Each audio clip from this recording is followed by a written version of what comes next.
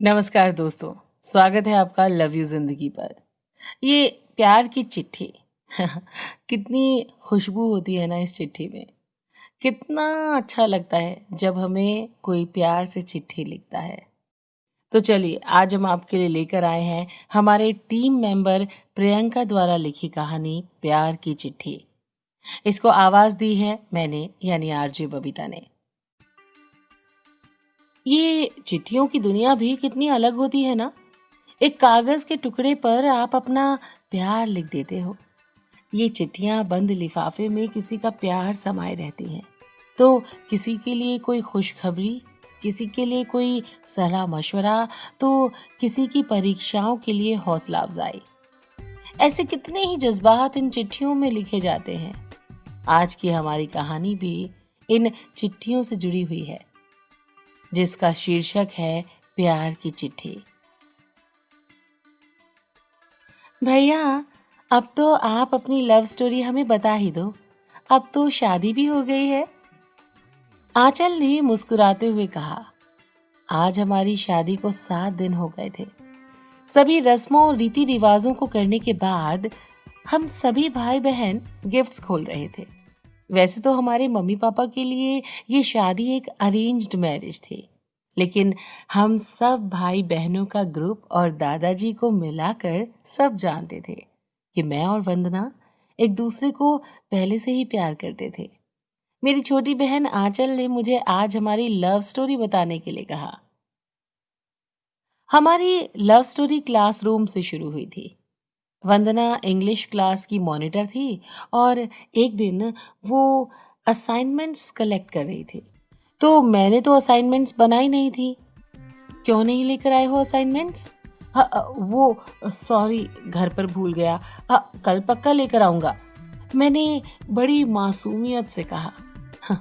मेरी मासूमियत ने उस पर न जाने क्या जादू किया कि उसने मेरा नाम रजिस्टर में लिखा और मैं डांट खाने से बच गया। बड़ी हिम्मत करके उसकी एक सहेली से उसका नंबर मांगा और तभी से हमारे बीच दोस्ती हो गई। बातें करते करते और मुलाकातें करते हुए कब हमें प्यार हुआ पता ही नहीं चला। बस तब तो सुबह वंदना के गुड मॉर्निंग मैसेज से और शाम गुड नाइट विश के मैसेज से होती थी। ये भी भला कोई मोहब्बत है? जैसे कि बिना फोन के प्यार होता ही नहीं है। दादाजी ने ताना कसते हुए कहा। राजीव बेटा, मोहब्बतें उस जमाने में भी हुआ करती थी जब ये फोन नहीं होते थे, और होती भी बड़ी कमाल की थी। अच्छा दादाजी, मतलब आपकी भी कोई प्यार की कहानी है? हाँ, क्या आप भी दादी जी को शादी के पहले से प्यार करते थे और आपकी भी लव मैरिज हुई थी? वंदना ने जरा संजीदगी से पूछा। हाँ, प्यार की कहानी तो हमारी भी है, दादाजी ने कहा। प्लीज दादाजी, हमें भी सुनाइए अपनी कहानी, प्लीज प्लीज प्लीज। इस बार सबने उनसे रिक्वेस्ट की। खैर, अब दादी जी तो हमारे बीच नहीं थी। 2 साल पहले ही उनका देहांत हो गया था। दादाजी भी कहानी सुनाने के लिए मान गए। ये करीब 50 साल पहले की बात है। उस जमाने में इतने फोन नहीं होते थे। बात करने का और सूचना यहाँ से वहां पहुंचाने का साधन भी चिट्ठियां ही हुआ करती थी। तुम्हारी दादी उस वक्त 17 साल की थी और मैं करीब 20 साल का। वो भी क्या जमाना था। हमारी मुलाकात का यूं कहे पहली बार नजरें पंचायत में मिली थी, जहां उस दिन हम दोनों के गांव की किसी मामले में सुनवाई हो रही थी। हम दोनों के गांवों की आपस में बनती नहीं थी और बुजुर्ग लोग खुद तो चले गए, बस ये कभी न खत्म होने वाली दुश्मनी पीछे छोड़ गए। यूं तो हम गुलाबी नगरी कहे जाने वाले जयपुर शहर के छोटे से गांव में रहते थे, पर आज मुझे ये आंखें गुलाबी लग रही थी। गुलाबी आंखों में काजल बड़े करीने से लगाया हुआ था। हल्की केसरिया रंग की लहंगा चोली बालों में जूड़ा बना था। हाथों में कुछ चूड़ियां और जयपुरी जूतियां पहने। पहली बार मैंने उसे देखा था। राधिका, हमारा इंतजार करना, उसकी सहेलियों ने उसे पुकारा। अच्छा, तो इसका नाम राधिका है, मैंने खुद से ही कहा। मामले की सुनवाई तो यहीं खत्म हो गई, पर नजरों में कोई चेहरा समा गया था। अब उसके बारे में पता कैसे किया जाए? अब यहाँ गांव में तो किसी से पूछा नहीं जा सकता। काफी माथा पच्ची करने के बाद एक तरीका दिखा। किसी ऐसे इंसान को तलाशना है जो हम दोनों के गांव के बारे में अच्छे से जानता हो और वहां उसका आना जाना होता हो। अभी सोच विचार ही रहा था कि तभी साइकिल की घंटी बजी।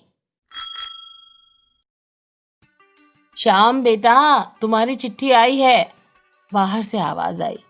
ये रामू काका थे, जो डाक विभाग में डाकिया थे। उन्हें देखते ही मेरे चेहरे पर मुस्कान आ गई। काका से बनती बहुत बढ़िया थी मेरी। आपसे एक काम था काका, मैंने उनसे कहा। हाँ हाँ, बोल बेटा, क्या काम था? वो उस दिन मामले की सुनवाई में दूसरे गांव से एक लड़की आई थी, राधिका। मुझे ना उसके बारे में जानना है। अच्छा, वो राधिका बिटिया। उन्होंने बताया कि गांव में राधिका के पिताजी की कपड़ों की दुकान है। अक्सर राधिका उनके साथ दुकान पर होती है और थोड़ा हिसाब किताब कर लेती है। वो कोई 5वीं तक पढ़ी है। काका, उससे बात करने का कोई रास्ता? मैंने उनसे पूछ ही लिया। मैं महीने में 2 बार उनके घर जाता हूँ। शहर की कपड़ा मिल से हर 15 रोज बाद उनके पास कुछ पत्र जाते हैं। हाँ, तुम भी अपना संदेशा लिख दो, मैं राधिका बिटिया तक पहुंचा दूंगा। पर तुम्हें गांव के बीच कई सालों से चल रही दुश्मनी के बारे में तो पता है ना? ये सब किसी खतरे से कम नहीं है। हाँ हाँ हाँ काका, जानता हूँ। ये लड़ाई पता नहीं कब खत्म होगी, होगी भी कि नहीं होगी, कौन जाने। पर अब मैं इस वजह से किसी को पसंद करना तो नहीं छोड़ सकता ना। अब आप ये बताएं कि आप कितने दिन बाद वहां जाएंगे? 2 दिन बाद ही। हाँ ठीक है काका, मैं तब तक चिट्ठी लिखकर आपको दे दूंगा। अजी साहब, कह तो दिया कि लिख कर दे दूंगा, पर ये चिट्ठी लिखना किसी बला से कम नहीं था। पाठशाला के इम्तिहान के पेपर लिखना आसान है इन चिट्ठियों से।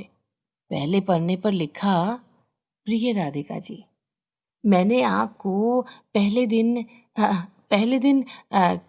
क्या दिन बोलना सही रहेगा? पहला पन्ना फाड़कर फेंक दिया, फिर दूसरा, तीसरा, उसके बाद तो न जाने कितने पन्ने जमीन पर बिखरे पड़े थे। कितनी बार लिखने की कोशिश करता, पर सब खराब हो जाता। एक चिट्ठी नहीं लिखी जा रही थी मुझसे। राधिका जी, नमस्कार, कैसे हैं आप? उम्मीद करता हूँ आप अच्छी होंगी। पहले दिन आपको पंचायत में देखा था। अब बेहद खूबसूरत हैं। आपसे दोस्ती करने की ख्वाहिश रखता हूँ। आप अपनी इच्छा बताएं, और अंत में अपना नाम लिख दिया, श्याम। मैंने इस चिट्ठी को कई बार पढ़ा। ये तो ऐसे लग रही थी जैसे किसी का साक्षात्कार लिया जा रहा है। प्यार के किस्से तो दोस्तों के भी थे, पर कभी ध्यान नहीं दिया था इन बातों पर। लेकिन ये चिट्ठी लिखना इतना आसान काम नहीं था। अब अच्छे से समझ गया था।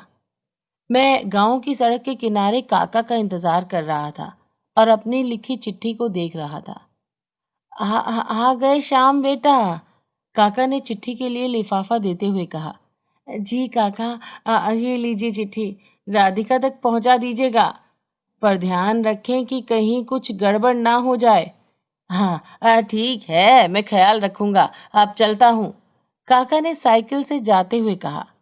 मैं काफी डरा हुआ था कि क्या होगा। कहीं उसने घर पर बता दिया, या कहीं वो मुझे भूल ही गई होगी।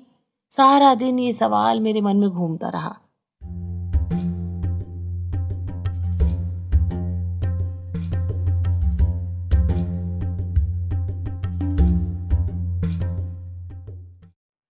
तो फ्रेंड्स, क्या लगता है आपको कि प्यार की चिट्ठी का जवाब आएगा?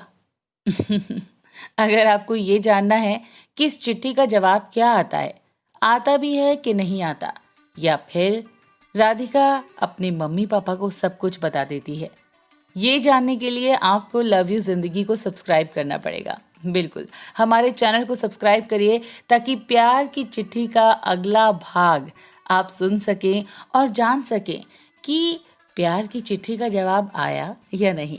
तो सब्सक्राइब करिए, लाइक करिए, कमेंट करिए और शेयर करिए अगर आपको पसंद आ रहा है हमारा ये चैनल और हमारी ये कहानियाँ।